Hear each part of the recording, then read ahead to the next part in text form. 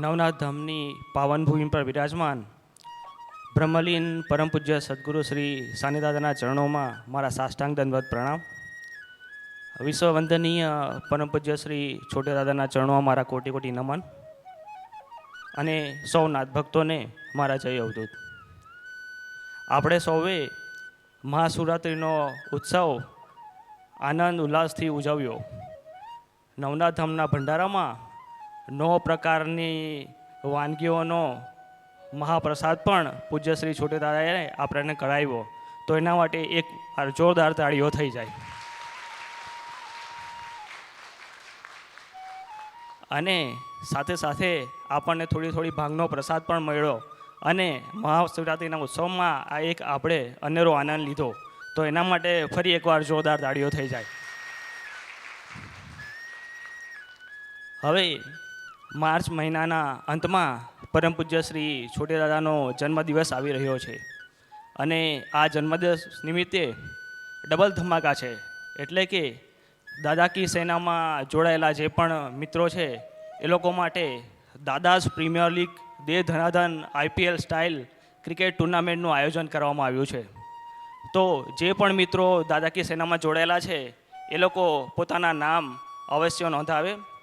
પોતે કઈ રીતના બેટ્સમેન છે, બોલર છે, વિકેટ કીપર છે એ રીતના નામ નોંધાવો. અને IPL સ્ટાઇલ એટલે કે દરેક ટીમોની હરાજી પણ લગાવવામાં આવશે. તો જે પણ સ્પોન્સર્સ છે એ લોકો પણ અમારો સંપર્ક કરો અને આ ટુર્નામેન્ટમાં ભાગીદાર બનો. જે પણ ટુર્નામેન્ટમાં સ્પોન્સર કરવા માગતા હોય એ લોકો ઉમેશભાઈ પટેલનો સંપર્ક કરી શકે છે. એમનો નંબર છે 9726970692 97-269-70-692. તો આ નંબર ખાસ ધ્યાનમાં રહે અને તમે આ નંબર પર સંપર્ક કરી શકો છો.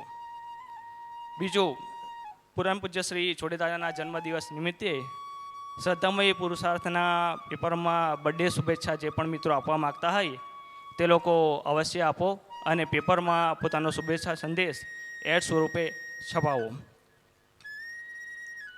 આજનો ભંડારો તનવીર વિશાલભાઈ પંચાલના જન્મદિન નિમિત્તે નેહલ કુમારી વિશાલભાઈ પંચાલના પરિવાર તરફથી છે. એઓ વલવાડાના છે. તો પૂજ્યશ્રીને એ જ પ્રાર્થના કે એમની કૃપા સદા એમના પર વરસતી રહે. નવનાથ ધામના અન્નક્ષેત્રમાં યોગદાન આવ્યું છે. મંજુબેન રમણભાઈ પટેલ નસુરા 8 કિલો દૂધી, ગુલબીબેન ગામિત લોટરવા 5 કિલો ચોખા, મોઘવાણથી શીલાબેન ગામિત 20 કિલો મગ, સુનીતાબેન ગામિત 10 કિલો ચોખા, ઉર્મિલાબેન ગામિત 10 કિલો ચોખા, રતનબેન ગામિત 10 કિલો ચોખા, સલ્લાબેન ગામિત 20 કિલો ચોખા, મગનભાઈ ગામિત 3 કિલો તુવેર, 2 કિલો વાલ, ઠાકોરભાઈ સોલંકી બંધારપડાથી 20 કિલો ચોખા, 10 કિલો ઘઉં, સુરેશભાઈ ગામિત બંધારપડાથી 50 કિલો ચોખા, 20 કિલો જુવાર. તો સૌ દાતાઓનો ખૂબ ખૂબ ધન્યવાદ. હવે આજના પાવન દિને પરમ પૂજ્ય શ્રી છોટે દાદાને નમ્ર વિનંતી છે કે એમની વિચાર ગંગા પ્રવાહિત કરે. જય અવધૂત.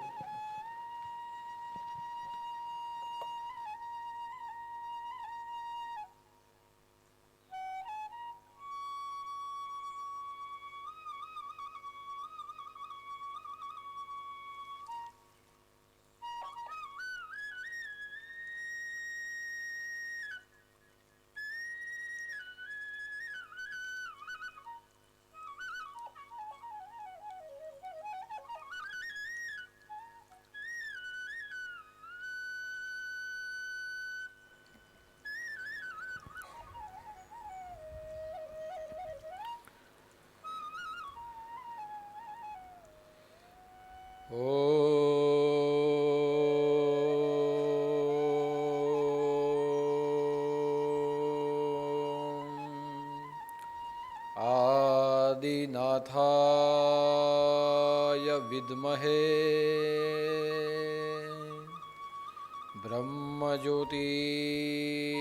ब्रह्मज्योतिस्वरूपाय धीमहि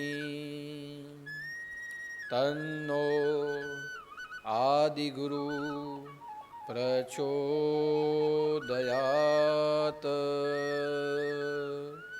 ओम चैतन्य आदिनाथाय नमः। ॐ चैतन्य शिवगोरक्षनाथाय नमः। ॐ चैतन्य सानेनाथाय नमः। अवधूत चिंतन श्री गुरुदेव दत्त सदगुरुदेव की जय। नवनाथ चिंतन श्री गुरुदेव दत्त अलख निरंजन। आदेश आदेश आदेश।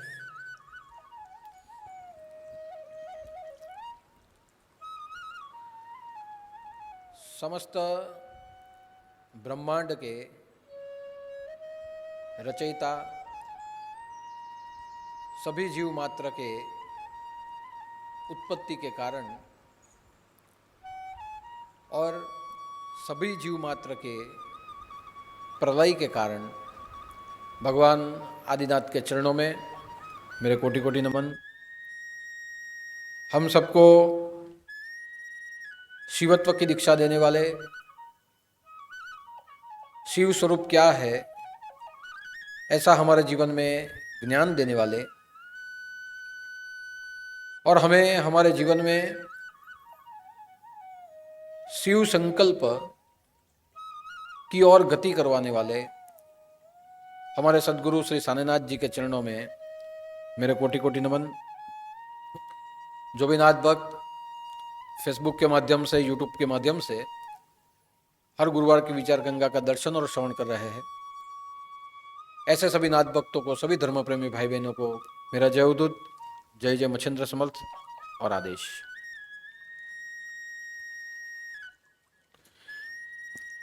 भगवान शिव आदि पुरुष है। भगवान शिव ज्ञान के आदि देवता है और भगवान शिव ही सभी जीव मात्र के कल्याणकारी ईश्वर है। जो भक्त भगवान शिव की आराधना करता है उसके जीवन का निर्वाण भगवान शिव की कृपा से सहज रूप में होता है। इसलिए जब से ये जीव देहस्थ हुआ है तभी से हमारे ग्रंथों ने, हमारे पुराणों ने, वेदों ने हमें यह मार्गदर्शन दिया है कि जीव को शिव की प्राप्ति करने का ज्ञान अवश्य प्राप्त कर लेना चाहिए। जीव को यह ज्ञान वेदों के द्वारा प्राप्त हो, पौराणिक कथाओं के द्वारा प्राप्त हो, मंत्र जाप करते हुए उसे प्राप्त हो या सद्गुरु के बोध वचनों से प्राप्त हो।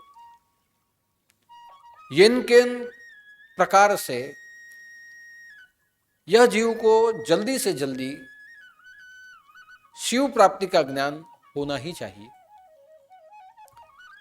जब तक उसे शिव प्राप्ति का ज्ञान नहीं होगा तब तक यह जीव माया मोह के बंधनों में अर्थात अज्ञान के बंधनों में वो भटकता ही रहेगा। वह जीव मानव देह धारण करके अपने जन्म से मृत्यु की यात्रा को पार तो कर लेगा, लेकिन जन्म से मृत्यु की यात्रा पार करते करते उसे विविध प्रकार की यातनाओं को सहन करना पड़ेगा, विविध प्रकार के दुखों का अनुभव करना पड़ेगा।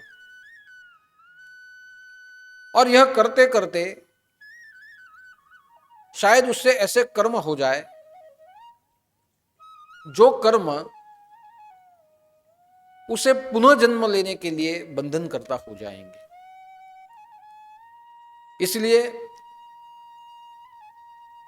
जीव का शुद्ध स्वरूप ही अगर शिव है,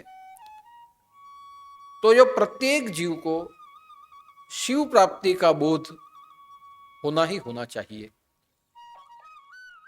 क्योंकि शिव प्राप्ति का बोध होने से हमारा आत्म कल्याण करता है, और आत्म कल्याण करने के साथ साथ वह जन कल्याण की ओर भी गति करता है। जब तक उसे आत्म कल्याण प्राप्त न हो, तब तक वो अपने द्वारा किसी का भी जन कल्याण कभी नहीं कर सकेगा। एक बार स्वामी विवेकानंद जब नरेंद्र से विवेकानंद बने और उन्होंने अपने जीवन की आत्म साधना की, गुफाओं में, कंदराओं में जाके तप अनुष्ठान किए। एक समय स्वामी विवेकानंद के जीवन में ऐसा आया वहां स्वामी विवेकानंद समाधि मग्न होने लगे। उनकी रुचि परमानंद की ओर बढ़ गई। वो ज्यादा से ज्यादा अपने निजानंद में रहने लगे। उन्हें ब्रह्म ज्योति के दर्शन हो गए और धीरे धीरे धीरे समाधि की साधना अविरत बढ़ने लगी। स्वामी रामकृष्ण परमहंस ने अपनी दीर्घ दृष्टि से यह देखा कि जिस नरेंद्र को मैंने विवेकानंद बनाया है, यह विवेकानंद अपने अध्यात्म की उच्च शिखर के ऊपर वो प्रयाण कर रहा है। ये ठीक है, लेकिन अभी तो उसके लिए पूरा जीवन पड़ा है। अगर आज से ही यह समाधि के अंदर मग्न होने लगेगा, तो उसे जो ऊर्जा प्राप्त हो रही है, उसे जो सामर्थ्य प्राप्त हो रहा है, या जिस कारण उसका जन्म हुआ है, वह कार्य वो कैसे कर पाएगा, उसके जीवन की सार्थकता कैसे होगी। स्वामी रामकृष्ण परमहंस ने वहां बैठे बैठे समाधि में जाते हुए, समाधि में गए हुए विवेकानंद को आदेश दिया कि बेटा, अभी यह समय समाधि साधना में लीन होने का नहीं है। अभी तुझे बहुत कार्य करने हैं, इसलिए आत्म साधना छोड़ दे और जन कल्याण की साधना में तू लग जा। यही मेरा आदेश, यही मेरा उपदेश है कि समाधि साधना कुछ समय के लिए, कुछ वर्षों के लिए उसे रोक दे। बाद में विवेकानंद को अंदर से आदेश प्राप्त हुआ। विवेकानंद सोचने लगे कि मेरे गुरु ने मुझे यहां तक पहुंचाया, और ये क्या बात हुई कि वापस वो कह रहे हैं कि तू रुक जा। वो आए, अपने गुरु से मिले और स्वामी रामकृष्ण परमहंस को कहा कि गुरुदेव, आपने मुझे जन कल्याण ही करवाना था, तो आत्म कल्याण की साधना मुझे क्यों सिखाई? और जब आपने आत्म कल्याण की साधना सिखाई है, तो आप ही कहते हैं अब इसे बंद करो। तो इतने समय तक, इतने वर्षों तक यह सब कुछ मुझे क्यों सिखाया? अगर जन कल्याण ही करवाना था तो मुझसे वो ही करवा लेना था, लेकिन आत्म कल्याण की साधना सिखाते हुए, उच्च शिखर पर पहुंचाते हुए वहां से मुझे क्यों रोका गया? तब रामकृष्ण परमहंस ने कहा कि बेटा, आत्म कल्याण की साधना यानी कि शिव प्राप्ति की साधना जब तक होती नहीं तब तक जीव कल्याण की साधना भी नहीं होती। यानी जो व्यक्ति आत्म कल्याण कर सकता है अपने आप का, वो ही जन कल्याण कर सकता है। जब तक आत्म कल्याण करते हुए तू अंदर से शिवत्व को प्राप्त नहीं कर सकेगा, तब तक दूसरे जीवों को तू कैसे शिवत्व तक पहुंचाएगा। इसलिए जो अंदर से भरता है वो दूसरों को देने के लिए खाली होता है। जिसके पास कुछ होता है वो ही किसी को कुछ दे सकता है। अर्थात जो खुद बना हुआ है वो ही दूसरों को बनाता है। इसलिए तेरी आत्म साधना हो गई, लेकिन अगर तू उसमें लीन हो जाएगा तो जिस कारण से तू जन्मा है वो कार्य कैसे कर पाएगा। यानी जो तूने कमाया है, जो तूने पाया है, जो तुझे उपलब्धि हुई है, उसके द्वारा जन कल्याण कर। और एक समय जब आएगा तब वापस अपने जीवन के अंत समय में समाधि साधना तुझे करनी है। तब तक के लिए जन कल्याण की साधना कर। अब आप देखिए, समाधि की साधना गिने, आत्म कल्याण की साधना कहे, निजानंद की साधना कहे या ब्रह्म ज्योति के दर्शन कहे, अंत में ये सभी शब्द समानार्थी शब्द है। ये सभी शब्दों का एक ही अर्थ होता है कि जीव शिवत्व की प्राप्ति करे। जहां जीव समझ ही चुका है कि मैं ही शिव हूं, वहां वो सहज रूप से जीवत्व भाव को छोड़ता है और शिवत्व भाव में वो समा जाने लगता है। जहां वो शिवत्व भाव में समा जाने लगे, वहां वो सुख को छोड़ते हुए परम आनंद की ओर गति कर देता है। वहां वो दुनिया के बंधनों को छोड़ते हुए, मुक्त होते हुए परमात्मा के बंधन में वो बन जाता है। इसलिए प्रत्येक जीव को आत्मबोध, शिव बोध होना ही चाहिए। स्वामी विवेकानंद को शिवत्व प्राप्त हुआ, तभी जाके उन्होंने पूरे विश्व को जागृत किया। आदि शंकराचार्य को शिवत्व प्राप्त हुआ, तभी उन्होंने शिथिल होते हुए सनातन धर्म को पुनः जागृत किया। ऐसे जितने भी महान विभूतियां आज तक इस जगत में हुई है, सबने अपने जीवन में शिवत्व के बोध को प्राप्त किया है। जो शिवत्व के बोध को प्राप्त करता है वो पूरे जगत में शिवत्व को जगा सकता है। आज हमें सबको भी ज्ञान तो मिलता है, गुरु का ज्ञान सभी शिष्यों के लिए समान रूप से जाता है। सद्गुरु अपने सभी शिष्यों को ज्ञान का प्रकाश, ज्ञान का प्रसाद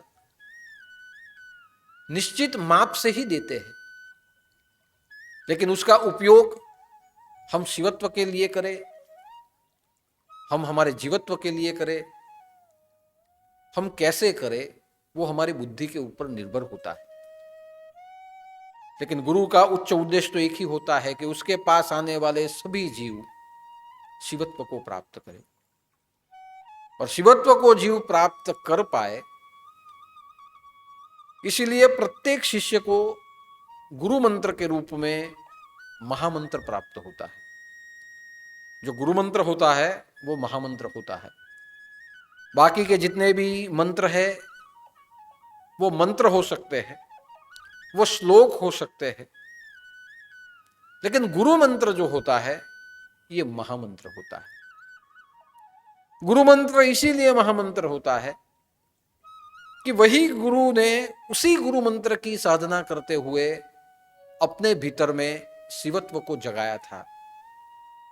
जिस महामंत्र का जाप करते हुए उनके भीतर में शिवत्व जगा, वही मंत्र गुरु हमें देते। यानी गुरु के मुख से आया हुआ मंत्र गुरु ने बोला हुआ मंत्र गुरु के स्पर्श से आया हुआ मंत्र माना जाता है। जैसे मां अपने बेटे को अपना ऐठा खिलाती है, अपना जूठा खिलाती है, और बच्चा वो प्रेम से खाता है।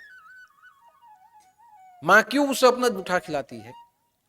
कि मैं पहले वो चख लूं, अगर मीठा है तो बच्चे को दूंगी, अगर कड़वा है तो मैं मेरे बच्चे को नहीं दूंगी।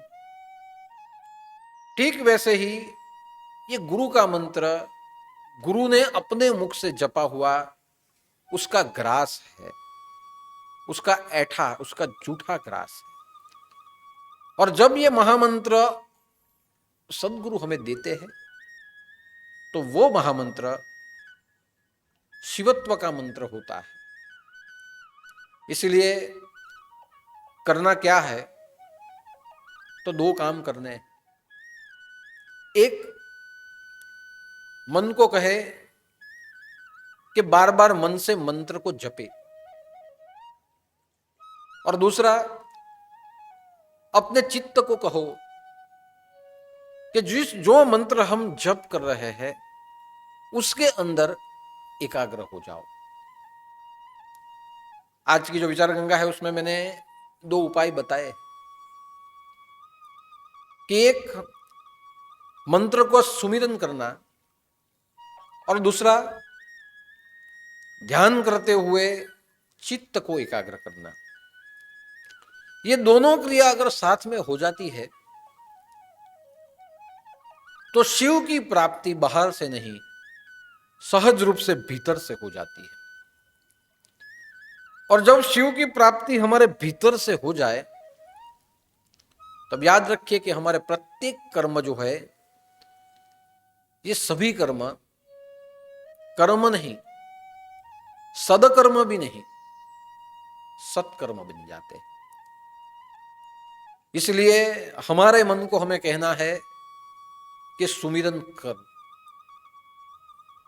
शंकर भोलेनाथ भजोरे मन, शंकर भोलेनाथ। गंगा जल लोटा शिव को धराओ और चढ़ाऊं बिलीपान। क्या आप जब शिव के ऊपर जल चढ़ाए तो जिस समय आपका जल चढ़ रहा है आपका चित्त आपकी क्रिया में होना चाहिए, और जहां जल चढ़ रहा है वहां मुख से जो मंत्र आ रहा है वो मंत्र मन से आना चाहिए। जब आप भगवान को बिली पत्र चढ़ाओ तो जहां आपकी बिली पत्र चढ़ाने की क्रिया होती है चित्त वहीं होना चाहिए, और जहां चित्त हो वहां मन शिव नाम का जाप करते रहते होना चाहिए। हम बोलते, हमारे मन में कुछ हम और बोलते हैं लेकिन हमारा चित्त कहीं और सोचता हुआ होता है। इसलिए ध्यान और सुमिरन ये दोनों साथ में होना चाहिए। मन से सुमिरन करो और चित्त से भगवान का ध्यान करो। जब ये दोनों क्रिया साथ में हो जाएगी तो सहजा सहज रूप से मन और चित्त एक दिशा में जब गति करेंगे तब वहां हमारा अहंकार शून्य हो जाएगा। क्योंकि जहां मन अलग हो और चित्त जहां अलग हो वहां अहंकार पैदा होता है। मन कहे मैंने कहा, मैंने किया, और चित्त कहे मेरे द्वारा हुआ, मैं जिस दिशा में गया उसी दिशा में तो मन गए। यानी मन और चित्त जहां अलग अलग हो जाते हैं वहां अहंकार को जगह मिलती है। इसलिए ध्यान के द्वारा चित्त की एकाग्रता हो, जो आप क्रिया करो उसमें आपका चित्त एक चित्त हो, और मुख से जो बोला जाए वो मन से बोला जाए। कई बार हम मुख से बोलते हैं लेकिन वो मन से नहीं होता। हम हमारे सामाजिक प्रसंगों में हमारे घर के जो बुजुर्ग है उसे बुलाते हैं, कभी कई बार उनका आशीर्वाद मांगते हैं शादी ब्याह में। अभी उस समय पे उनका सत्कार ठीक ठाक तो नहीं हो और हम कहें कि हमें आशीर्वाद दीजिए, और उनके मन में ऐसा हो कि हमें मान सम्मान नहीं मिला, तो आशीर्वाद देंगे लेकिन ऐसे हाथ से ही देंगे, कल्याण हो। और ज्यादा बोलेंगे नहीं। शायद आपको पता भी चलेगा कि आशीर्वाद दिए मगर मन से नहीं। बाद में उसका कारण ढूंढेंगे तो पता चलेगा कि शादी में आए थे लेकिन किसी ने ज्यादा पूछा नहीं, यानी आशीर्वाद तो फॉर्मेलिटी हुई लेकिन मन से नहीं आया, सिर्फ मुंह से आया। मन से जो आशीर्वाद होता है वो मांगने की जरूरत नहीं पड़ती। आप जैसे जाओ वैसे अंदर से वो स्वयं निकलता है। गुरु के जो आशीर्वाद होते हैं वो मन से निकलते हैं। इसलिए आप जब भी आओ, जब भी दर्शन करो तो आशीर्वाद मन से होता है। गुरु कभी मुख से आशीर्वाद नहीं देते, गुरु अपने मन से आशीर्वाद देता है। और जो आशीर्वाद मन से होता है वो ही सफल होता है। भीष्म पितामह ने द्रौपदी को आशीर्वाद दिया कि अखंड सौभाग्यवती भव। यह आशीर्वाद मुख से नहीं था, मन से था। तो उसके पांचों के पांचों पति जीवित रहे।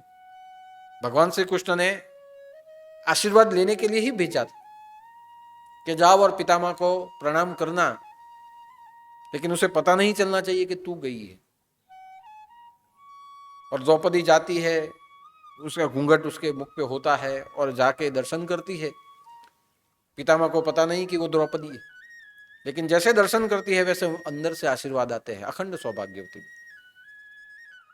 और बाद में पितामह देखते हैं तो द्रौपदी है। द्रौपदी ने कहा आपने आशीर्वाद दे दिए अखंड सौभाग्यवती भव, तो मेरा एक पति नहीं मेरे 5 पति है।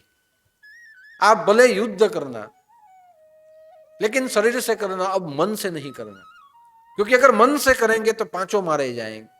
पर आपने तो आशीर्वाद दिया है अखंड सौभाग्यवती भव, तो मन से युद्ध नहीं करेंगे आप, क्योंकि आपका आशीर्वाद निष्फल हो जाए। और हमने देखा है कि भीष्म पितामह युद्ध लड़े, शरीर से लड़े, क्योंकि वो क्षत्रिय थे, योद्धा थे। क्रिया तो की, कर्म तो किया, शरीर से किया। अगर भीष्म पितामह मन से युद्ध लड़ते तो शायद ये युद्ध 1-2 दिन में समाप्त हो जाता था। लेकिन आशीर्वाद दिए थे तो शरीर से लड़े, मन से नहीं। और तभी भीष्म पितामह ने कहा कि द्रौपदी, आज जो तूने मुझसे आशीर्वाद लिए ये अकल तेरी नहीं, ये अकल कृष्ण की अकल। तेरे में इतनी अकल है ही नहीं कि तू मेरे आशीर्वाद ले सके। लेकिन तुझे जिसने भेजा है, तेरे पीछे जो काम कर रहा है, ये पूरे विश्व का जगन्नाथ है। और उसी ने तुझे बोध दिया, उसकी बुद्धि से तू आई है, इसीलिए तू आज आशीर्वाद ले सकी। तो आप देखिए कि जो मन से होता है वो सार्थक हो जाता है। और इसीलिए नाम स्मरण चित्त से करने की जरूरत नहीं, नाम स्मरण मन से होना चाहिए। मन से होगा तो मुख से निकलेगा। जरा અહીંયા ભજન ગવાય ત્યારે આપણે ધીમે ધીમે ભજન ગાઈએ, પણ જ્યારે પ્રવચન પૂરું થવાનું હોય ને ભજન ગવાય તો પાછા જોર જોરથી ગાઓ. કેમ જોર જોરથી ગાઓ? બસ હવે ખબર પડી કે આ પૂરું થવાનું એટલે પાંજરાપોળમાંથી છૂટવાના આપણે બધા, એટલે અવાજ જોરમાં આવે એટલે ખબર પડે કે હવે બધા મૂળમાં આવ્યા છે, અહીંયાથી પૂરું થવાનું. પણ જ્યારે સ્ટાર્ટિંગમાં અહીંયા ગવાતો હોય, મારા આવા પેલા ગવાતો હોય ત્યારે તમે જેમ તેમ ગાતા હોય, બાજુવાળાને બી નહીં સંભળાય, ખાલી આટલું મોઢું હલતું હોય અને હાથ બી આટલા જ ચાલતા હોય, એટલે ત્યારે ખબર પડે કે ગાઓ તો છો શરીરથી, મનથી નહીં. शंकर बोले ना आज भजो रे मन शंकर, मन को ही बोला गया है. अगर मन बोलेगा तो मुख बोलेगा, और जहां मुख बोलेगा वहां आपका ध्वनि मधुर निकलेगा. और इसीलिए कहा है कि मन को कहो जाप करे. अब हम कहेंगे कि मन को तो कहते हैं जाप करे, यहां आते हैं तो करते हैं, घर भी करेंगे, लेकिन कभी कभी ऐसा हो जाता है मन इतना थक जाता है, मन इतना हार जाता है, मन थक जाता है, मन इतना दुखी होता है कि ये सब कुछ नहीं हो पाता. तो देखिए, दुखी शरीर होता है, थकता शरीर है, हारता शरीर है. ये शरीर के 3 गुणधर्म है. जैसे जैसे उम्र हुई शरीर थकेगा. कोई व्यक्ति ऐसा कहे कि मेरा शरीर थका है, मानने के लिए तैयार हूं। कोई ऐसा कहे कि मेरा शरीर दुखी है, मानने के लिए तैयार हूं। कोई ऐसा कहे कि मेरा शरीर हार चुका है, मानने के लिए तैयार हूं। लेकिन कोई ऐसा कहे कि मन थका है, मन दुखी है, मन हारा है, ये मैं मानने के लिए तैयार नहीं। क्योंकि कभी भी मन थकता नहीं। अगर मन थक जाता तो आपका मन 24 घंटे चलता क्यों? कोई व्यक्ति ऐसा है जो बैठे बैठे मन में सोचे ही नहीं। आप कहीं भी बैठोगे, मन तो विचार करना चालू रखे। अगर मन थक जाता तो मन सोचता क्यों? अगर मन थक जाता तो मन चिंता करता क्यों? मन हार जाता तो मन चिंता क्यों करता है? आपके जीवन में जो बनता है उसका टेंशन मन क्यों लेता है? मन टेंशन लेता है, मन बहुत चिंता करता है। अगर मन हार जाता तो चिंता करना छोड़ देता, लेकिन नहीं, हमारी चिंता तो चालू है। हमारे लड़कों के लिए, हमारे परिवार के लिए, हमारे पैसों के लिए चिंता हमारी चालू है। मन चिंता करता है, उसका अर्थ हुआ मन हारा नहीं, मन सोच रहा है। कहीं भी बैठो मन विचार करता है। आप सो जाओ तो नींद में भी विचार आते हैं, और जहां नींद में विचार आते हैं वहां स्वप्न सृष्टि चालू हो जाती है। जैसे किसी ने आपको नींद से जगा दिया, जैसे आप जगे वैसे विचार चालू हो जाते। तो जहां मन प्रतिक्षण विचार कर रहा हो, प्रतिक्षण चिंतन और चिंता कर रहा हो, वहां मन हरा नहीं है, वहां मन थका नहीं है, मन दुखी भी नहीं है। मन में कुछ होता है तो दुख होता है, लेकिन उसका पर्याय जब कोई और मिल जाए, उसका उपाय मिल जाए, तो मन वहां सुखी भी हो जाता है। यानी मन दुखी है, ये बात भी गलत है। हमारे आजू बाजू में हमारे कुछ घटना घटित हो जाए, मन दुखी होता है उतने समय तक, लेकिन हमेशा के लिए अगर मन दुखी हो जाए तो आदमी जी कैसे सकेगा, चल कैसे सकेगा, बोल कैसे सकेगा? यानी ये मन के गुण धर्म नहीं है। थकना, हारना, दुखना, ये शरीर के गुण धर्म है। तो ये बात बराबर है कि शरीर थका हुआ है, शरीर हारा हुआ है, शरीर दुखी है, तो सुमिरन नहीं हो रहा। आप एक जगह पे बैठ के पहले 50 माला करते थे, अब शरीर की उम्र हुई है, शरीर बीमार है, नहीं हो सकता। लेकिन भले एक जगह से बैठ के नहीं हो सकता, लेकिन घूमते फिरते चलते बोलते मन से तो हो सकता है। आप चल रहे हो, वहां भी नाम स्मरण तो हो सकता है। आप खा रहे हो, खाते खाते भी स्मरण तो हो सकता है। सुमिरन, सुमिरन का अर्थ हुआ मन से बोलते रहना, ये तो हो सकता है। शरीर से नहीं होता, मन तो हर जगह है, मन से तो सब कुछ हो सकता है। तो शरीर को बाजू पे रखिए, मन से सुमिरन चालू रखिए, मन से स्मरण चालू रखिए। क्योंकि भगवान ने तो कहा है, अंत काले मामेव स्मरण मुक्त वा कलेर, कि जो व्यक्ति अंत समय में जब उसका ये कलेरव जब उसका छूटता है, तब भी अगर वो सोचता है मुझको, तो मैं उसे प्राप्त हो जाता हूं। तो देखिए कि भगवान ने तो मन को सोचने की क्षमता अंत समय तक दी है। यानी मन कब निर्बल हो जाए, जब उसके प्राण जाने वाले हैं तब।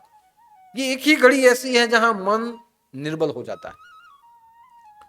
और भगवान ने गीता में स्वयं कहा कि जब कलेरव जब छूटता है, तब भी सुमिरन चालू रखना। उस समय पे भी मेरा स्मरण हो गया तो समझ लेना कि मैं तुम्हें मुक्त कर दूंगा। तो भगवान ने तो अंत समय तक सुमिरन करने की बात की है। ऐसा होता तो भगवान कहते कि कलेरव छूटने से पहले सोचना बंद कर देना, नहीं। स्मरण मुक्तवा कलेरव, कलेरव से जब आप मुक्त हो जाते हो, तब तक आप सोचना आपका चालू रहता है। और मेरा तो ऐसा मानना है कि देह छूटने के बाद भी मन तो सोचते, उसके बाद भी मन चलता है। मन कभी सोचना बंद नहीं होता। देह छूटने के बाद भी उसकी सोचने की क्रिया है। ये अविरत रहती है। इसीलिए जब वो दूसरे शरीर में जन्मता है तो तुरंत एक्टिव हो जाता है। ये पेन ड्राइव है, डाल दी, दिखने लगा, गाने बजने लगे, और निकाल दी, गाने बजने बंद हो गए, लेकिन उसके अंदर तो गाना है, जो स्टोर हुआ है वो पेन ड्राइव में है। जब वो डिवाइस के साथ लगेगी, जैसे लगेगी वैसे चालू हो जाएगी। तो मन तो बाद में भी सोचते रहता है, और इसीलिए कहा गया है कि मन से सुमिरन करो। शरीर थकता है, मान्य है, जरूरी नहीं है कि बैठे बैठे करो, मन से भी करते रहो। और मन से अगर करते रहेंगे, यह सुमिरन होता रहेगा, तो उसके साथ साथ अपने आप आपका चित्त एकाग्र हो ही जाए। जो आप मन से करते हो वहां आप एक रूप हो जाते हो। बहुत भूख लगी है, अंदर से भूख लगी है, और आपके सामने खाना आए, तो जिस समय पे आप खाना खाते हो एकाग्र हो जाते हो। भूख लगी है और इतने एकाग्रता से आप खाना खाते हो कि उस समय पे तीखा है, मीठा है, कैसा भी है, आपके पेट में वो चला जाता है। आजू बाजू से कोई भी आ जाए, अगर भूख लगी है तो खाना अगर चालू है तो आजू बाजू से कोई भी आ जाए, आप उसको नहीं देखते। जहां भूख लगती है मन से, वहां चित्त खाने में एकाग्र हो जाता है। जिस समय पे आप, आज के समय की बात करूं तो जिस समय पे आप मोबाइल उपयोग करते हो मन से, उस समय पे आप मोबाइल में इतने एकाग्र हो जाते हो कि आजू बाजू कोई आपको बुलावे तो भी आपको याद नहीं रहते। આપણે કરીએ ને, આપણા છોકરાઓ ઘરમાં કરે એમ, મોબાઈલ લઈને બેસી જાય, પેલા બહુ મારે, ચાલ ખાઈ લે, પણ પેલાનું ચાલુ જ હોય, હમણાં કે નહીં ખાઈ લે, ભાઈ પાછું કે ભાઈ ખાઈ લે નહીં, આવું એકવાર કીધું તો ખરું, કેટલું હેરાન કર્યા કરે આ છોકરા બોલે। છોકરાઓ રૂમની અંદર જે ભરાઈ જાય અને જે પેલા મોબાઈલની ઉપર ચેટિંગ કરે મનથી એક ચિત્ત, કે તમે મા બાપ ગમે એટલા બારણા ઠોકે ને ખોલે નહીં, મહેમાન આવ્યા એને બારણા ઠોકે નહીં ખોલે, એટલે પાછા મા બાપે કહેવું પડે વાંચતો છે એમ કે, હું ભણતો છે તે તો અંદર ખબર જ છે ને, વાંચતો છે, સ્ટડી ચાલુ છે। હવે તમે વિચારો, आप सोचिए कि जहां आप मन से काम करते हो वहां चित्त एकाग्र हो जाता है, और जहां मन और चित्त एकाग्र हो जाए वो काम सुंदरता से पार हो जाता है, वो सफल हो जाता है। लेकिन मन से नहीं करते और चित्त कहता है कि करो, तो वो कभी नहीं होता। प्रवचन में बैठना, अगर मन से बैठोगे तो चित्त से सुनोगे, लेकिन जिसको प्रवचन में बैठने की इच्छा नहीं है उसे आप बिठा दोगे तो यहां बैठने के बाद मन तो सुनेगा नहीं, लेकिन उसका जो चित्त है वो किसी और जगह पे जाएगा। भगवान के पूजा पाठ अगर आप मन से करते हो तो चित्त से वहां एक रूप हो, कितना समय जाएगा वो आपको पता नहीं चले। लेकिन आप मन से नहीं करते तो ध्यान रखिए वहां चित्त भी नहीं लगेगा, ये पूजा आप कभी नहीं कर पाओगे। शादी करने के लिए जब लड़का जाता है तो मन से ही तो जाता है, मन से जाता है, इसीलिए उस दिन उपवास रखता है। जो लग्न करे त्यारे बधा उपवास राखे, आखो आखो जान में बधा श्रीखंड खाए, पूरी खाए, बधु खाए। पेलाने के तमे खाधु के नहीं, आज तो एम के उपवास, एम के केम उपवास, खबर नहीं एम के एवुं कीधुं के उपवास करवानुं तो तारा लग्न सफल थशे। पछी क्यारे जमवानो, तो एम के बे जणे हाथे ज जमवानुं छे, तो आज तने भूख नहीं लागे कि नहीं, आज नहीं लागी, एम के जो मन थी लग्न करवानो एटले ते दाड़े खाधुं नहीं। પછી બધા બંને જણા પાસે એક થાળીમાં ખાવા બેસી ગયા ત્યારે પાછું બરાબર ખવાઈ। કેમ? मन અને चित्त, मन और चित्त शादी करने के लिए तैयार है। तो जहां मन और चित्त शादी करने के लिए तैयार है वहां आप तैयार होके जाते हो, वहां आप कितना भी समय चला जाए फिर भी आप वहां रहते हो। ये जितने भी विधि विधान है वो कभी देखे नहीं है, फिर भी मन से शादी करना है तो जितने घंटे विधि विधान चले उतने घंटे आप वहां बैठे रहते हो। तो आप सोचिए, मन से अगर सुमिरन हुआ तो चित्त एकाग्र हो जाएगा, ध्यान होगा ही। मन से मंत्र को बोलिए तो ध्यान से वो स्वरूप दिखेगा ही दिखेगा, और मन से बोले और ध्यान से वो दिखा तो समझ लीजिए कि अपने आप अपने आप आपकी जितनी भी क्रियाएं है वो परमात्मा की ओर डाइवर्ट हो जाएगी। हमें जहां प्रेम होता है हमारी क्रिया वहीं डाइवर्ट होती है। माँ बाप होते हैं तो माँ बाप किसी जगह जाते हैं, दान धर्म करते हैं तो नाम लिखवाते हैं कि ये जो दान धर्म है मेरे पिताजी के स्मरण में कर देना। क्यों पिताजी के स्मरण में कर देना, ये क्यों लिखवाया?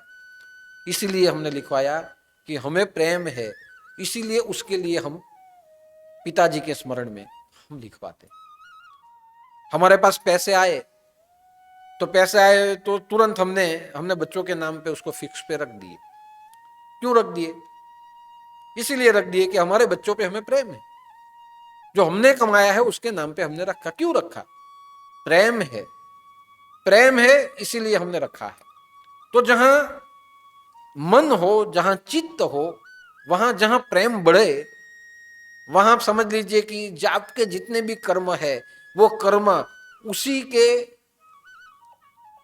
संदर्भ में हो जाएंगे, उसी के अनुसंधान में वो सब कर्म हो जाएंगे। और इसीलिए मैंने यहां लिखा है कि आपने मन से सुमिरन किया और चित्त से ध्यान किया, दोनों एक हो गए एक काम में, तो अंदर से परमात्मा के प्रति प्रेम पैदा होगा। और जो परमात्मा के प्रति प्रेम पैदा होगा, आप कोई भी कर्म करेंगे उसी के अनुसंधान में हो जाएगा। और उसी के अनुसंधान में जब कर्म हो जाता है तो वो कर्म सत्कर्म बनता है। देखिए 3 प्रकार के कर्म है। एक कर्म जो करो वो कर्म, अच्छा करो बुरा करो कर्म। दूसरा सदकर्म। सत्कर्म का अर्थ है किसी के कल्याण के लिए आपने किया, आपके पिता के स्मरण में किया, सामाजिक कल्याण के रूप में किया, अपने बच्चों का कल्याण हो उस हिसाब से आपने किया, आपका खुद का कल्याण हो वो सोचते हुए आपने किया, तो उसे कहा जाता है सदकर्म। कि महाराजा राजा यज्ञ करते थे, क्यों राजा यज्ञ करते थे? ये सत्कर्म नहीं था, सदकर्म था। सदकर्म इसलिए था कि राजा यज्ञ करते थे, उसे खुद को आशीर्वाद मिले, वो चक्रवर्ती सम्राट बने, उसकी ख्याति बढ़े, इसीलिए राजा यज्ञ करता था। वो खुद के लिए हुआ। यज्ञ में राजा दान करता था, गाय का दान होता था, भूमि का दान होता था, अन्न का दान, वस्त्र का दान, पैसों का दान। वो क्यों करता था? उसे यश मिले इसीलिए वो करता था। तो उसे मिले, उसके परिवार को मिले, उस संदर्भ में आप जो भी कुछ किसी का अच्छा करो वो सत्कर्म। लेकिन सत्कर्म का अर्थ क्या है? सत्कर्म का अर्थ होता है किसी के अनुसंधान में मत करो, खुद के लिए भी मत करो। आप जो भी करो वो परमात्मा को ध्यान में रख के करो, भगवान के लिए मैं कर रहा हूं। और जहां भगवान के संदर्भ में कर्म हो जाए वहां समझिए ये सत्कर्म है। आपके गुरु के संदर्भ में आप कर्म करो, ये सत्कर्म है। आप कहीं जाते हो और रास्ते में आपको भिखारी मिल जाए तो भिखारी क्या बोलेगा? भगवान के लिए मुझे 2 रुपया दे दो। बोलता है कि नहीं बोलता है? भगवान के लिए मुझे 2 रुपया दे दो। कोई फकीर होगा तो अल्लाह के नाम पे 2 रुपया दे। क्यों ऐसे बोलते हैं? वो कहते हैं सत्कर्म करो, खुद के लिए मत दो, अपने बच्चों के नाम पे मत दो, उसके नाम पे दे दो, तो जो तुम दोगे वो सत्कर्म हो जाएगा। इसीलिए तो वो लोग कहते हैं भगवान के नाम पे मुझे कुछ दे दो, और भगवान के नाम से दिया तो सत्कर्म। बच्चों के नाम से दिया, खुद के नाम से दिया, बीवी के नाम से दिया, सदकर्म। और ऐसे ही दे दिया, कर्म। इसलिए भिखारी कहता है भगवान के नाम पे 1 रुपया दे दो।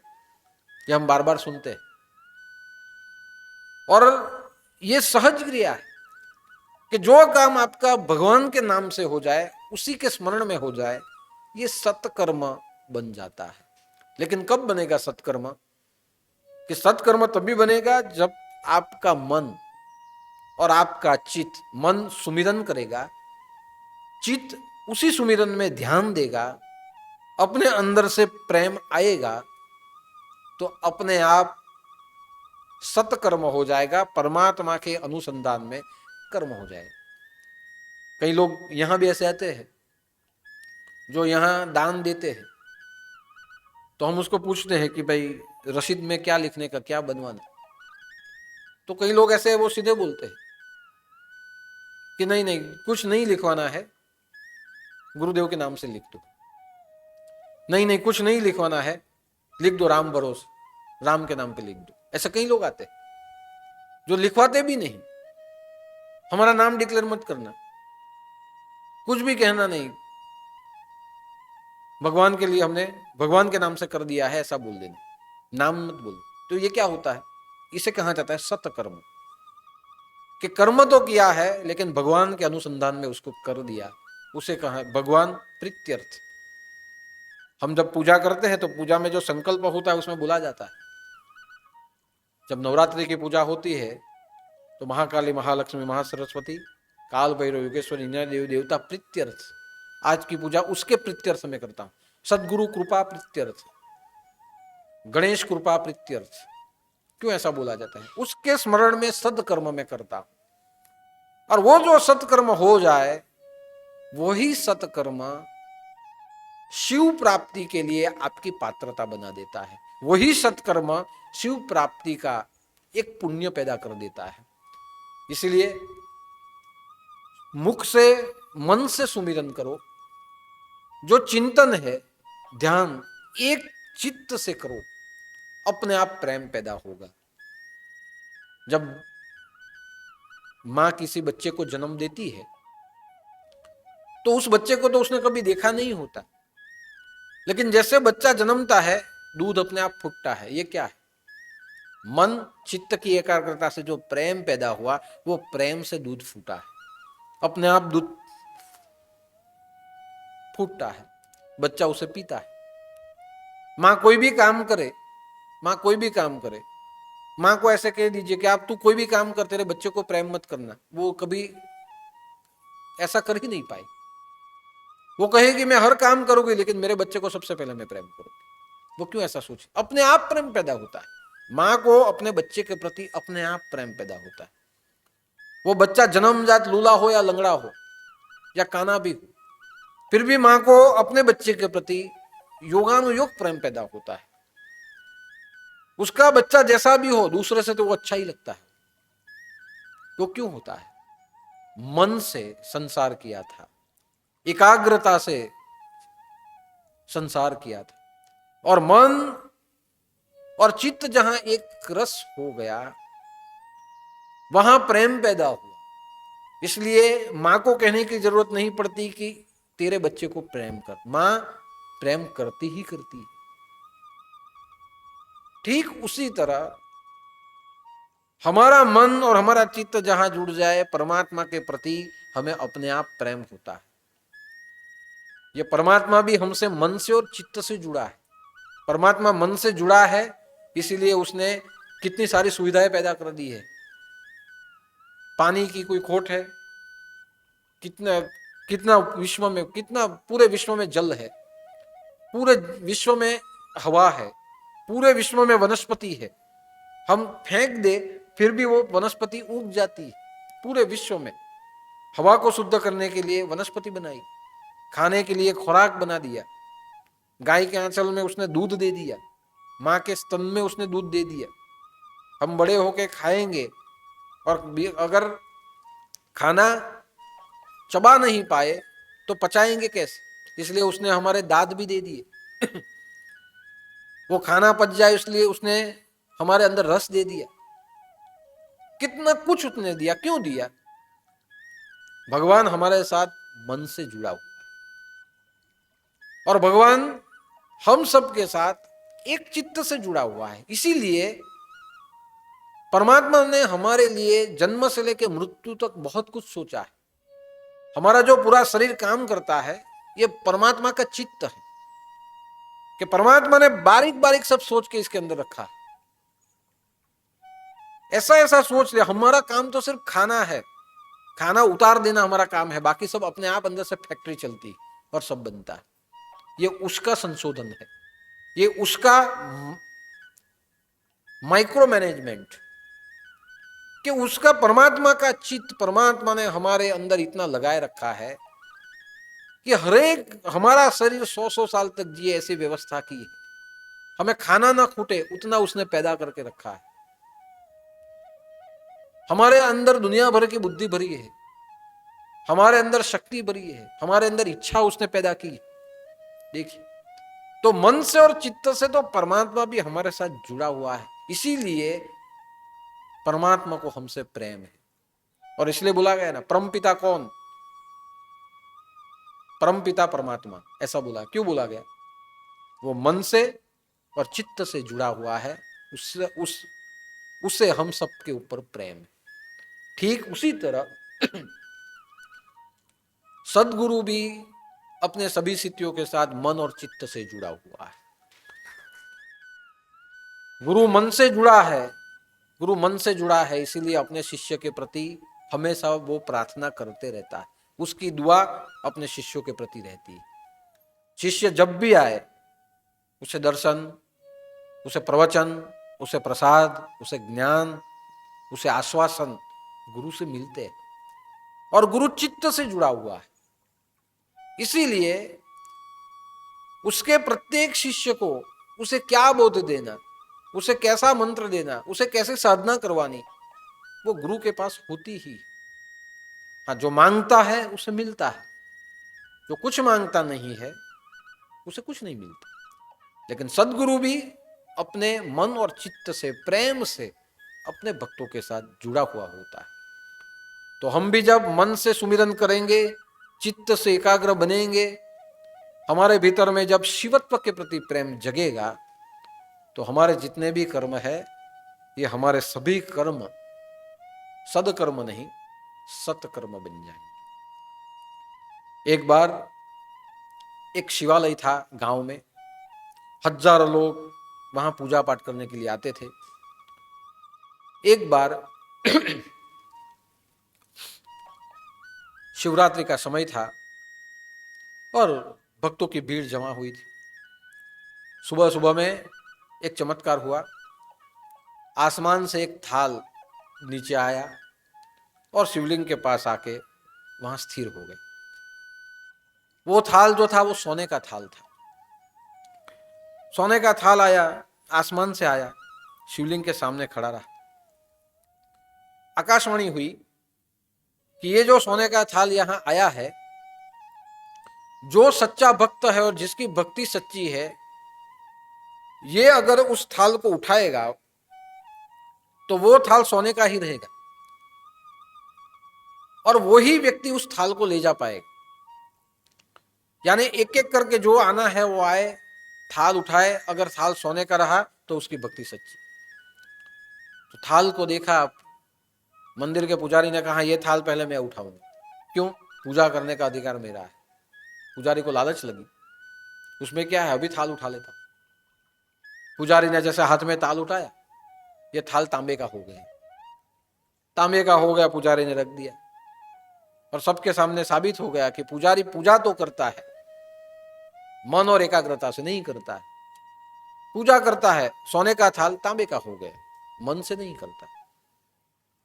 पुजारी ने थाल उठाया, थाल तांबे का हो गया। वहां एक नगर सेठ ने कहा मैं थाल उठा लेता हूं, क्योंकि ये मंदिर में सबसे ज्यादा दान तो मैंने दिया है। बोले मैं पूजा करूं या नहीं करूं, लेकिन इतना ज्यादा दान दिया है, ये भी मेरी भक्ति ही है।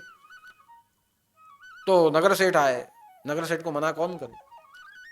नगर सेठ आए और नगर सेठ ने जैसे थाल उठाया, वैसे वो थाल लोहे का बन गया। लोहे का बन गया, वजनदार हो गया, नीचे रख दिया। थाल लोहे का क्यों बन गया? अहंकार। अहंकार वजन वाला होता है। जिसके अंदर, जिसके पास कुछ नहीं होता, उसमें भी अगर अहंकार होता है तो वो अपने आप को ऐसा ही समझता है मैं कुछ। यानी लोहे का जैसे वजन है, वैसे अहंकार का बोझ है हमारे ऊपर। तो उसने अहंकार किया, मैंने बहुत पैसा दिया है, थाल उठाया, लोहे का बन गया, वो उठा ही नहीं पाया, नीचे रख दिया।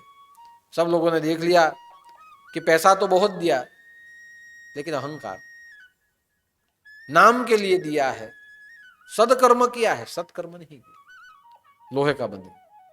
बारी बारी से कहीं ना कोई भक्त आते थे, उठाते थे वो थाल। सोने का जो था वो वापस कभी लोहे में, कभी तांबे में, कभी पित्तल में परिवर्तित हो जाता था। ये बात फैलती फैलती फैलती राजा तक पहुंची। राजा आए, राजा ने कहा क्या हुआ? तो महाराज ऐसा ऐसा है। तो राजा ने कहा लाओ मैं थाल उठा लेता हूं, और मैं उठाऊंगा मुझे ही मिलेगा। क्यों? मैं तो राजा हूं, पूरी प्रजा का मैं पोषण करता हूं, और ये थाल मैं लूंगा, ये मुझे ही मिलेगा, क्योंकि प्रजा की सेवा यही मेरी भक्ति है। राजा ने आया, थाल उठाया, तो राजा का थाल मिट्टी का बन गया। मिट्टी का थाल होगा। देखिए, परमात्मा ने सूचन किया कि तुझमें जो अहंकार है, मैं सब तो पोसता हूं, तू नहीं, पोसने वाला मैं हूं। तेरा थाल मिट्टी का है, जैसे अंत में मिट्टी में मिलना है, वैसे तेरी जो मति है वो भी मिट्टी में मिल चुकी है। पोसने वाला तो मैं हूं, तू कौन होता है? थाल मिट्टी का बन गया। अब सोचे कौन उठाए। उसी समय पे एक किसान आया, फटे हुए कपड़े थे। वो किसान आया और किसान वहां खड़ा रहा। सबने कहा हम सबने उठा लिया है, अब तू भी उठा ले, देखते हैं तेरी भक्ति सच्ची है या किसी और की। किसान ने कहा क्यों, क्या बात? ऐसे ऐसे थाल आया है और आकाशवाणी हुई है, जो उठाएगा और उसके हाथ में सोने का ही रहेगा, उसकी भक्ति सच्ची। हम सबने तो ट्राई कर ली, अब तुम्हारी बारी है, तुम ट्राई करो। वहां बैठे राजा और नगर सेठ सब सोचने लगे, हमारे से नहीं हुआ तो इससे क्या होगा? ये तो किसान है, उसके पास तो पूजा पाठ करने का सामान भी नहीं, पैसा भी नहीं। आया, जैसे किसान ने हाथ में थाल उठाया, वो थाल सोने का जैसे का वैसे रहा और चमकने लगा। ऊपर से पुष्प वर्षा हुई, पुष्प वर्षा हुई, सब आश्चर्यचकित रहे।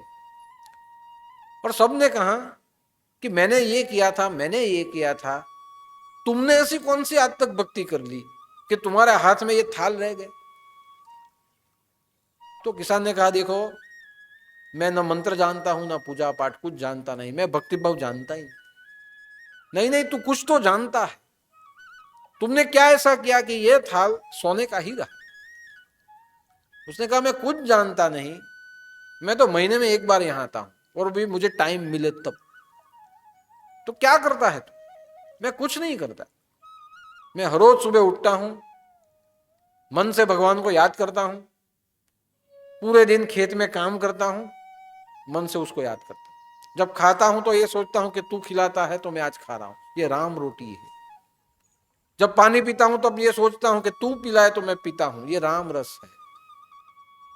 और जब मैं कुछ करता हूं मेरे खेत में, और मेरे खेत में जो कुछ उगता है, और जब मैं मंदिर में, जब मैं आने के लिए 1 महीने के बाद मैं निकलता हूं, तो जो कोई आता है उसे मैं मेरे खेत में जो उगा है वो मैं सब्जी उसे दे देता हूं। घर से आते समय मैं थोड़ी रोटियां बना के लाता हूं, कोई भूखा है तो उसे मैं रोटी दे देता हूं, कोई माँ बहन आए तो उसे मैं सब्जी दे देता हूं, कोई बहुत गरीब है उसे पैसे की जरूरत है तो मैं जो कमाता हूं उसमें से 1 आध रुपया दे देता हूं। आते आते जो बनता है वो सब लेके आता हूं, बीच में बांट देता हूं, और बस मैं यही करता हूं, और मैं कुछ करता नहीं। तब ऊपर से आकाशवाणी हुई कि ये जो करता है ये मेरे नाम से मन से करता है, और जो भी करता है उसका चित्त मुझ में जुड़ा है। जब मंदिर में आने के लिए निकलता है तो मुझे सोचते हुए सब करके जाता है। यानी इसने पूजा की हो या न की हो, लेकिन उसने जो भी कुछ किया है मेरे स्मरण में किया है, और जो भी कुछ उसने किया है ये सत्कर्म किया है, इसीलिए ये थाल मैं उसको देता हूं। सबने किसान को कहा कि तूने सत्कर्म किया, तो ये सत्कर्म करने से तुझे क्या मिलता था? किसान ने कहा मैं तो सत्कर्म ही इसीलिए करता था कि मेरे द्वारा किसी के मुंह पे हंसी आ जाए, ये खुशी मैं देखना चाहता था, यही खुशी परमात्मा की खुशी, ये सोच के हुए मैं करता था। मैं नहीं पूजा जानता, नहीं पाठ, लेकिन जो करता था उसके स्मरण में मैं करके चला जाता था। दर्शन होते थे तो ठीक, नहीं होते थे तो ठीक, बस मेरी यही सत्कर्म की पूजा भगवान ने स्वीकार की। और इसलिए कहा है कि नाम जपत दरिद्री भला, टूटी घर की छान। नाम जपत दरिद्री भला, टूटी घर की छान। कंचन मंदिर जारे दे, कंचन मंदिर जारे दे, जहां न हो सदगुरु का ज्ञान। कि आपके पास कुछ नहीं है, घर की छत भी फूटी है, चलेगा। आपके पास अगर हरि का नाम है तो छत भले फूटी हो तो भी चलेगा। मंदिर, सोने के मंदिर की जरूरत नहीं है। अगर गुरु का ज्ञान भी आपके पास है तो आपका जीवन मंदिर समान है। यानी पैसा न हो कोई बात नहीं, छत फूटी हो कोई बात नहीं, जिसके पास मन में परमात्मा का नाम हो और छत की जगह पे परमात्मा या गुरु का आशीर्वाद हो, समझ लीजिए उसके सभी कर्म सत्कर्म बन जाते हैं। उसे महलों की आवश्यकता पड़ती नहीं है। तो शिवरात्रि के अवसर से, उसके एक गुरुवार पहले से ये दूसरे गुरुवार तक, हमने पहले गुरुवार पे, पूर्व गुरुवार पर शिव मानस पूजा की, मन और चित्त को शिव की पूजा में जोड़ा। यहाँ गुरुवार शिवरात्रि पे आए तो हमने भजन कीर्तन किए, उपवास किया, प्रवचन सुना, मन भी जुड़ा, चित्त भी जुड़ा, हमारा जो शरीर था वो भी सेवा काम में जुड़ा। हमारे भीतर में हमने श्रद्धा से प्रसाद को प्राप्त किया। जो कुछ यहाँ आए थे, जो हमारे अंदर था, तन से, मन से, धन से जो देना था, हमने दक्षिणा के रूप में भगवान के चरणों में हमने अर्पण भी किया। और आज यहाँ बैठ के जो कुछ हमने 2 हफ्ते किया, उसका सुमिरन और उसका चिंतन आज यहाँ बैठे हुए और वहां से सुनते हुए हम सब कर रहे हैं। 15 दिन से मुख से शिव नाम और चित्त से शिव का ध्यान हमारा अविरत चालू। और मैं तो मानता हूं कि हमारी शिवरात्रि 15 दिन की शिवरात्रि हुई। जो एक गुरुवार पहले से आज तक हमने 10 दिन से हम शिवरात्रि ही मना रहे हैं। तो यही जो शिवरात्रि हमने मन से और चित्त से मनाई है, ये शिवरात्रि का स्मरण अविरत रहे। अगर स्मरण अविरत रहेगा तो जितने भी हमारे काम है वो सत्कर्म बनेंगे और शिव प्राप्ति की पात्रता हमें अपने आप प्राप्त होगी। तो आओ 25 बार गुरु मंत्र का जाप करते हैं और 25 बार गुरु मंत्र का जाप करते हुए यही मन से प्रार्थना करते हैं। मन से जप करेंगे, चित्त से ध्यान करेंगे, जो अंदर से प्रेम उठेगा वही प्रेम से हम जो कर्म करेंगे, ये सभी कर्म हमारे गुरु के संदर्भ में, अनुसंधान में और शिव के स्मरण में होंगे, ताकि हमारे सभी कर्म सत्कर्म बने। 25 बार गुरु मंत्र का जाप करते हैं।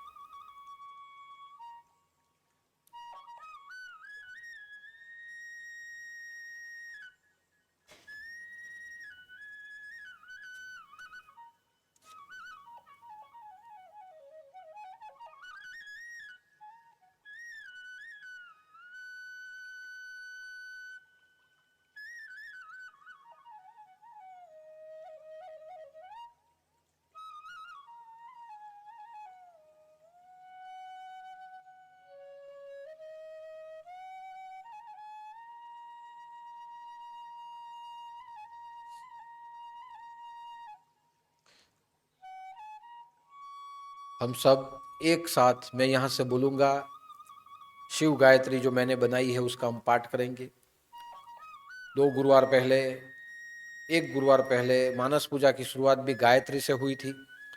आज के गुरुवार में शिवरात्रि की पूर्णाहुति भी हम शिव गायत्री का पाठ करते हुए करेंगे। मैं बोलूँ, आप भी मेरे साथ बोलिए।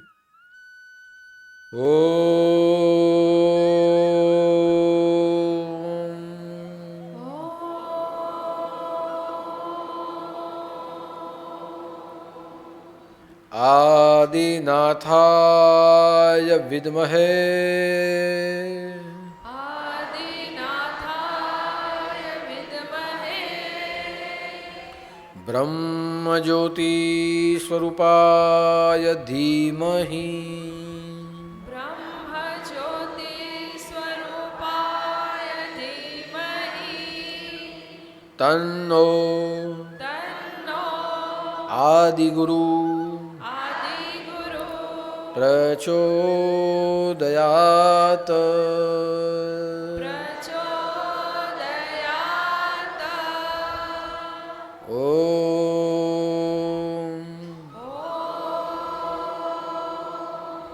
चैतन्य चैतन्य આદિનાથાય નમઃ. આદિનાથાય નમઃ. હર હર હર મહાદેવ. હર હર હર મહાદેવ. હર હર હર મહાદેવ. હર હર હર મહાદેવ.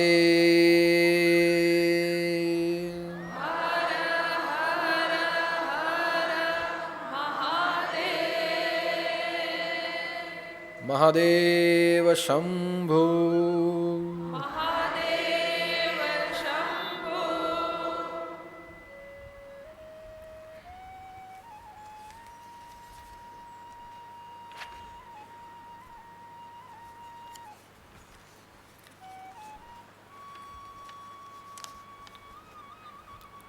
आज का भंडारा तनवीर कुमार पांचाल, नेहल कुमारी विशाल भाई पांचाल परिवार की ओर से.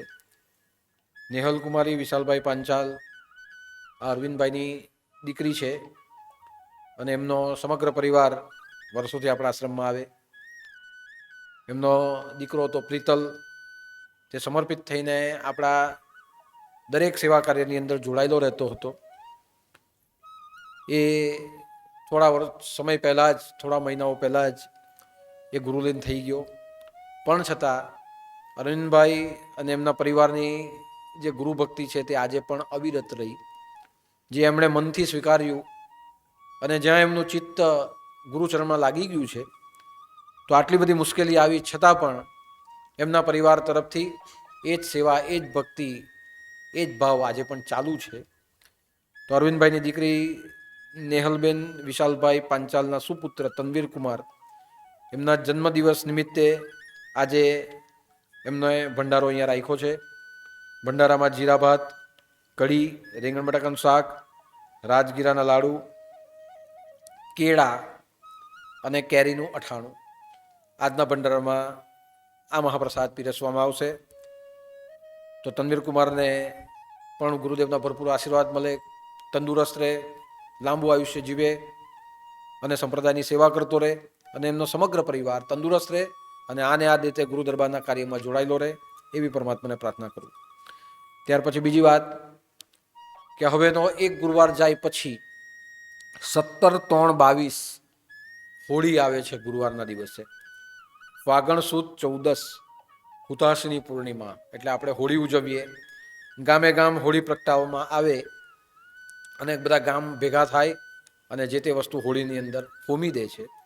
આપણે પણ ગુરુ દરબારમાં દર વર્ષે હોળી પ્રગટાવીએ છીએ અને ઘણા બધા ભક્તો હોળીના દિવસે આશ્રમ ઉપર આવે છે. યોગાનો યોગ આ વર્ષે ગુરુવાર આવ્યો છે, 17/3/22 અને ગુરુવાર, હોળીના દિવસે ગુરુવાર છે. તો આ ગુરુવાર 17 તારીખનો ગુરુવાર એ હોળીનો ગુરુવાર હોવાથી એ ગુરુવાર આપણે દિવસના ઉજવવાનો નથી. 17 તારીખનો ગુરુવાર એ સાંજના ઉજવાશે. હોળીની પૂજા 7:30 થી 8 વાગ્યા દરમિયાન આ ગ્રાઉન્ડમાં થશે અને હોળીની પૂજા થઈ જાય ત્યાર પછી ફક્ત 5 મિનિટનું પ્રાસંગિક પ્રવચન અને એ હોળી પ્રગટ થાય એટલે દરેક જણા કંઈ તમે જે વસ્તુ લાવ્યા હોય તે તમે હોળીમાં પ્રદક્ષિણા કરીને હોમી દો અને ત્યાર પછી અહીંયા દર્શન કરવાના અને મહાપ્રસાદનો લાભ લેવાનો. તો 17 તારીખનો ગુરુવાર એ સાંજનો ગુરુવાર રહેશે, હોળી પ્રાગટ્યનો ગુરુવાર. અને એ દિવસે અહીંયા હોળી પ્રગટાવવી એ જ આપણો ઉત્સવ અને દરેક જણાએ મનથી જેવું પ્રાર્થના કરવાની કે અમારી જે પણ વિકારો હોય, જે પણ તકલીફ હોય તે આ હોળીની અંદર જતી રહે અને અમને બધાને તંદુરસ્તી મળે. એટલે હોળી એ વૈશ્યદેવ કહેવાય છે, એક યજ્ઞ જ કહેવાય છે. તો 17 તારીખનો ગુરુવાર એ સાંજનો ગુરુવાર છે, સવારનો ગુરુવાર તે દિવસે ઉજવવામાં આવશે નહીં. એટલે એમ માનો તમે કે 2 વર્ષ પછી આપણે સાંજનો ગુરુવાર કરવાના. તો હોળીનો ગુરુવાર એ સાંજનો છે. દરેક જણાએ સાંજે આવવાનું અને બધા ભેગા મળીને હોળી પ્રગટાવશું અને ભગવાનને પ્રાર્થના કરશું કે મહામારીમાંથી બધા મુક્ત થઈએ. તો 17 તારીખનો ગુરુવાર હોળીનો ગુરુવાર છે, સાંજનો ગુરુવાર એ દરેક જણા ધ્યાનમાં રાખે અને અહીંયા આવી શકે છે. બીજી બાબત કે દાદા કી સેના પ્રીમિયર લીગ એ 27 માર્ચના રોજ ક્રિકેટ મેચનો કાર્યક્રમ છે. જે પણ છોકરાઓ દાદા કી સેનામાં જોડાયેલા છે, લગભગ 250 જેટલા છોકરાઓ જોડાયેલા છે. તો આ 250 છોકરાઓ જે જોડાયેલા છે તે લોકો ક્રિકેટ રમી શકે. બાકીના જે જોડાયેલા નથી તે લોકો રમી શકવાના નથી. એટલે જે 250 છોકરા જોડાયેલા છે તે બોલિંગ કરે છે કે બેટિંગ કરે છે તમે નોંધાવો. અલગ રીતે આઈપીએલની સ્ટાઇલમાં આપણે ક્રિકેટ રમશું. અને 26 તારીખ અને 27 તારીખ 2 દિવસ ક્રિકેટના રહેશે. ક્યાં આયોજન કરવાનું, કઈ રીતે આયોજન થશે, ટૂંક સમયમાં જાણ થશે. પણ આ વર્ષે દાદા કી સેના પ્રીમિયર લીગ આપણા સંપ્રદાય તરફથી રમાશે. તો જે પણ છોકરાઓ હોય જોડાયેલા તે તમામ છોકરાઓએ પોતપોતાના નામ પોતાની રીતે લખાવી દેવા. ત્યાર પછી મહાશિવરાત્રિ કેમ્પેન 500થી વધારે ભક્તોએ વિડીયો બનાવ્યો અને અપલોડ કર્યો છે. 2 લાખથી વધારે ઉપર એના વ્યૂઝ થયા છે. 50,000થી પણ ઉપર લાઈક થઈ છે. વિવિધ વેશભૂષામાં સજ્જ થઈને શિવ ગાયત્રીનો વિડીયો બધાએ અપલોડ કરેલો. કેમ્પેન સફળ રહ્યું. હવેનું કેમ્પેન આગળ જેમ આવશે તેમ જણાવવામાં આવશે. પણ શિવ ગાયત્રી જે મંત્ર કશે લખાયેલો નથી અને હું જે મંત્ર બનાવેલો હતો તે મંત્ર બધા જ ભક્તોએ ભાવથી વેશભૂષા સાથે જ્યાં જ્યાં શિવલિંગ હતા ત્યાં ત્યાં જઈને બધાએ શિવલિંગ ઉપર પાણી અને દૂધ ચડાવીને આ મંત્રનો પ્રચાર અને પ્રસાર કર્યો છે. તો આવાને આવા જ કેમ્પેન આપણે કરતા રહેશું. આપણા સંપ્રદાયનો, ધર્મનો, મંત્રોનો પ્રચાર આપણે કરશું, આપણી સંસ્કૃતિનો પ્રચાર કરશું. તો બધા જ ભક્તો આ રીતે એક જૂથથી જોડાયેલા રહે. અને હું કીધું તે પ્રમાણે કે તમારું શરીર કામ નથી કરતું, મન તો કરે ને, એટલે મોબાઈલ તો કામ કરે ને બધાને. એટલે ભલે શરીરથી નહીં અવાતું હોય પણ મોબાઈલ હાથમાં રાખો, દર ગુરુના પ્રવચન યુટ્યુબ ઉપર જોવાનું કરો. મન તો તમારી સાથે, મન એટલે હવે મોબાઈલ એમ સમજી લો તમે. પહેલાં મન અંદર હતું, હવે મન અહીંયા ગજવામાં રહે, અહીંયા રહે, તમારા લેપટોપમાં રહે. બસ જે આવે તે મનથી તમારે શેર કરવાનું. આવા જે વિડીયો હોય તે બનાવવાના અને મૂકવાના. સાથે સાથે જે પ્રવચન હોય તે સાંભળવાનું અને સાંભળીને અંદર કોમેન્ટો કરતા રહેવાનું. અહીંયાના જે પણ લોકસેવા થાય એના ફોટા મુકાય, એ ફોટાનો પ્રચાર અને પ્રસાર કરવાનો. આ કામ મોબાઈલથી અને મનથી તમે કરી શકો છો અને એક ચિત્તે કરી શકો છો. તમારી અંદર જે હોય તેને બધાને આ પ્રવૃત્તિઓ દેખાવી જોઈએ. તો એટલું કામ તમે કરતા રહેજો. ભગવાનને પ્રાર્થના કરું કે જેની પાસે એન્ડ્રોઈડ મોબાઈલ છે તેની પાસે એપલ આવી જાય તમારા બધા પાસે. જેની પાસે એન્ડ્રોઈડ છે તેની પાસે એપલ આવે. જેની પાસે એપલ છે તેની પાસે ટેબ્લેટ આવે. એનાથી ઉપરના કંઈ આવતા હોય તે તમારી પાસે આવી જાય. બધાની પાસે જેમ 4 વ્હીલર આવી ગઈ છે, હવે તમે બધાની પાસે મોંઘા મોંઘા મોબાઈલ આવે અને તમે આવા સેવા કાર્ય કરો એવી ભગવાનને પ્રાર્થના કરું. અને યુવાન છોકરાઓ ખાસ આમાં ઇન્ટરેસ્ટ લે છે તો એ લોકો માટે પણ પ્રાર્થના કરું કે એ લોકોના મા બાપ એમને મોંઘા મોંઘા મોબાઈલ લઈ આપે. પહેલાં મને કહેતા દાદા છોકરો મોબાઈલ માંગે, હું ના પાડતો. હવે મને કોઈ કહે મોબાઈલ માંગે તો હું કહું કે એને એપલ લઈ આપો. હવે એપલ એટલે મોબાઈલ કે સફરજન એ તમારે નક્કી કરવાનું. પછી જે સસ્તું પડે તે કરવાનું તમારે. પણ બધા માટે એવી પ્રાર્થના કરું કે બધા સંપ્રદાયના તમામ કાર્યો આપણા ડિજિટલાઇઝેશન થવા જોઈએ. બધા ડિજિટલ બનવા જોઈએ. પ્રવચન ઓનલાઈન જાય છે, પ્રચાર અને પ્રસાર ઓનલાઈન થાય છે, દાન તમે ઓનલાઈન નોંધાવો છો, અહીંયાથી તમે જે થાય તે બધું ઓનલાઈન જુઓ છો. તો કોરોના કાળની અંદર આખો આપણો સંપ્રદાય એ ડિજિટલ થઈ ગયો.